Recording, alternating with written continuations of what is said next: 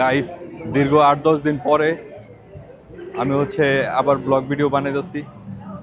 কারণ এতদিন আমার ছিল না, ওয়েদার ছিল না ভালো। এখন আবার সুন্দর ওয়েদার পাইছি ভিডিও বানানোর জন্য। দেখেন পরিবেশটা অত্যাধিক সুন্দর। আর এখন এত সুন্দর রোদ, প্রায় 8-10 দিন আমি অপেক্ষা করছি এই রোদের জন্য। এতদিন আকাশটা খুবই ক্লাউডি ছিল, গ্লুমি হয়ে থাকতো, আর ভিডিও খুব ভালো হতো না। তাই এখন দেখেন আবার শুরু করে দিয়েছি ভিডিও বানানো।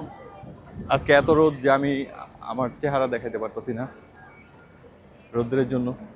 এক পাশ পুরা সাদা হয়ে রয়েছে। তো যাই হোক, আমি আবার শুরু করে দিলাম।